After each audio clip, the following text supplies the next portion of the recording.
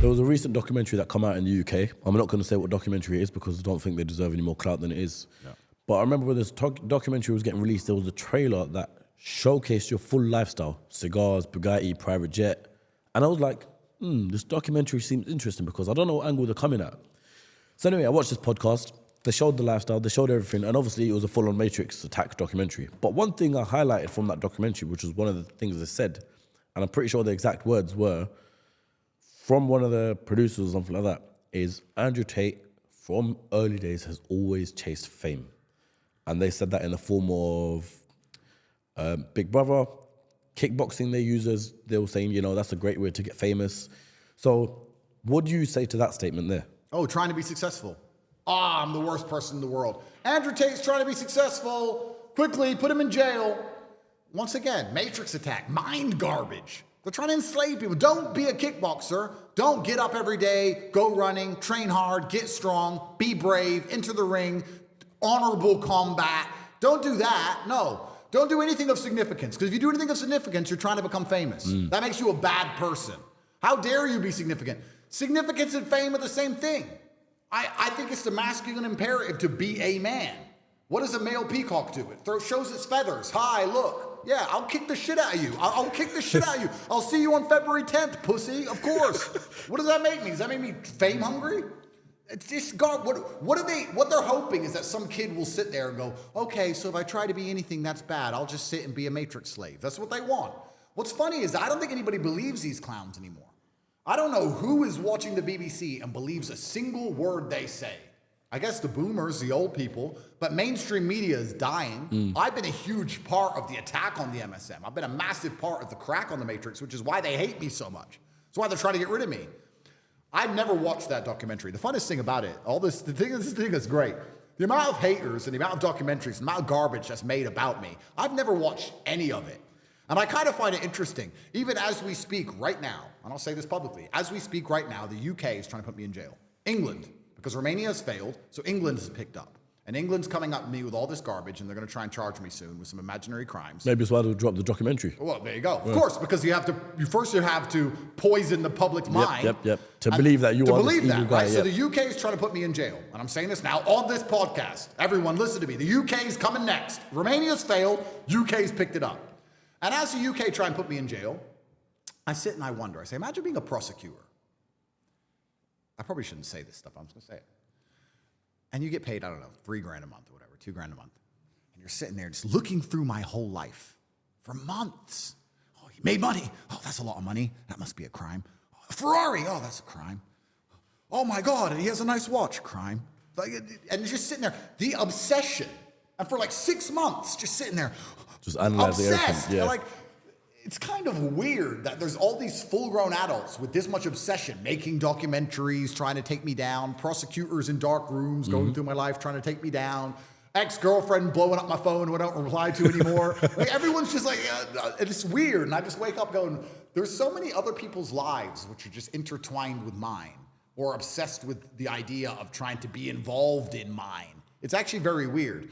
I don't know who made that documentary. I don't care. I'm not going to watch it because it's garbage and my time is valuable. And everything they produce is garbage. Yep. And the idea that they're going to say that trying to become significant in the world is a bad thing because they see it as chasing fame. No, I see it as becoming significant. Did Genghis Khan chase fame? No. Well, I mean, he just wanted to conquer the world. Yeah, but he became famous because of that. And now we know his name. Yeah. And the people who didn't want to conquer the world, guess what happened to them? They woke up, the Matrix-minded slaves from back then, the people who watched the BBC of those days, and they woke up and said, I don't want to be a bad person. I want to be a good person. I don't want to chase fame. And what they did is they sat there on their little chair and waited for the marauding horde of the Huns to come over the hill and chop their head off. And that's what they did, and they died a nobody.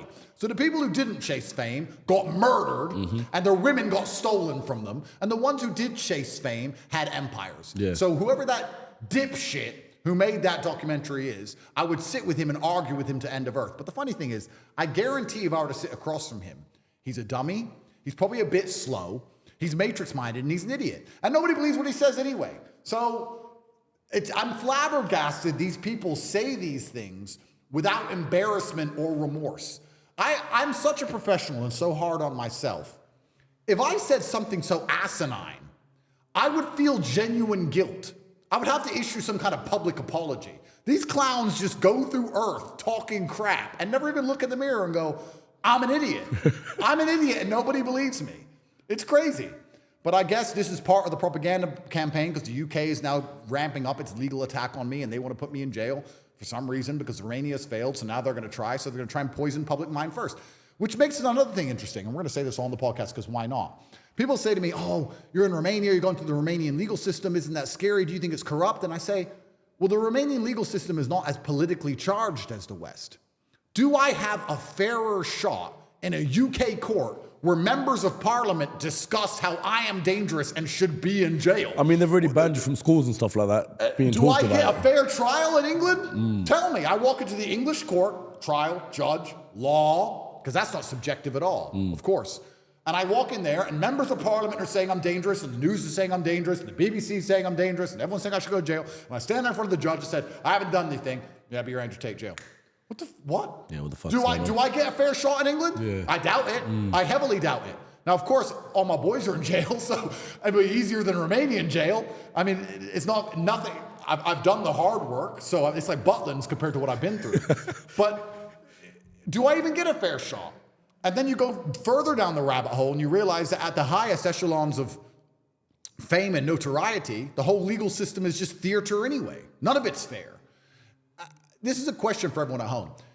If you're guilty or innocent can affect the general consensus of a populace, or if it can affect the reputation of a country, or if it can affect the way certain issues are viewed by the masses as a whole, do you think they care about you going to jail for a little while, or do you think they care about giving the right verdict for their agenda? Their agenda. Of course. Do you think they're going to sit there and go, Andrew's come to jail and done nothing wrong, but we've been trying to convince the world he's bad for a very long time, and Romania's tried to put him in jail, and they've failed, and now he's here in front of our judge, and we're going to let him go because he's innocent, and let him have BBC, Andrew Tate walks free from court, or they're going to say, 2 years, Andrew Tate, guilty, blah, blah, blah, blah. Which one do you think they give a shit about 2 years of my life? Yeah. Do you think the Matrix and the people who are in charge of countries are concerned about me going to jail unfairly?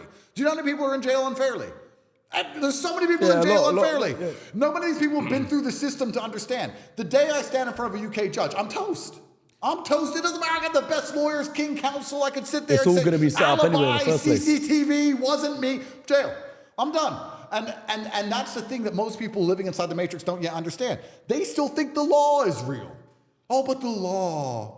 What is the law? Well, a book. When was that law made? 1781. If the law wasn't garbage, why do you need a lawyer to interpret it? Why do we need judges to go, maybe yes, maybe no? The law, it's all made up. The law's it's all a scam. It's on black and white. It's all the Matrix. It's all a scam. Some people are guilty of certain things. Bro, we're going to sit here and talk about human trafficking. Human trafficking, lover boy method. He was nice to her and convinced her to do something for him. Every woman on earth is a lover girl. Every single one is nice to a man, gets handbags from him. Yep. She's nice to him for financial gain. Let's put every single woman on earth in jail. Oh no.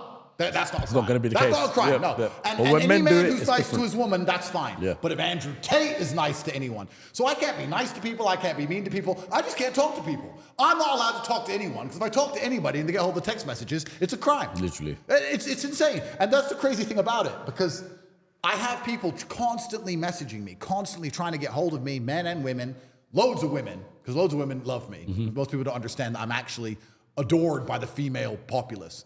And they're like, oh, can we just talk about this? I said, I can't talk to people. If I don't know you, I can't talk to you. Hey, I got a business idea, let's meet. No, I don't know who you are.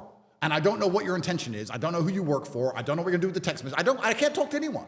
And I look like an asshole. I'm not an asshole. I'm trying to protect myself, because once you're under this level of Matrix attack, bro. If you slip up one little bit, that's it. I reply yes, no, and okay. Those are my replies on text message. Yes, no, or okay. I can't have a personality anymore. I can't make a joke. I can't laugh. You can't. It's crazy. But yeah, the whole thing's insane. If you were to go to the UK jail, how long would you think they'll do you for? I have no idea. They're trying to charge me with a bunch of junk. I don't know. So my question to you is, with a man that's of your level of wealth and your level of status, you could access things as much as you want. Yeah. This may seem like a stupid question. Yeah. But you could just bounce, no? Like, in theory, yeah, but you know could what? go to an island. I could, but you know what? I feel like God's testing me And he's not giving me this to run. He's giving me this to fight. And if I lose, then I will go to jail. Bro, if I was an illegal immigrant and came into the UK by boat and walked around with a machete, I wouldn't go to jail. But if you make a bunch of money, you're going to go to jail. Go to jail, yeah. It's like the priorities. If the only explanation for why the things work the way they work is because they're trying to deliberately destroy society. Have they caught that guy with the acid attack yet? Nope. Okay, they haven't even caught him. Have they caught him? No, they said that his body may be in the River Thames. Let me tell you why they haven't caught him. And I don't know, of course, because I'm not a police officer, but I am a professional and I know everything some top G. Here's why they haven't caught him.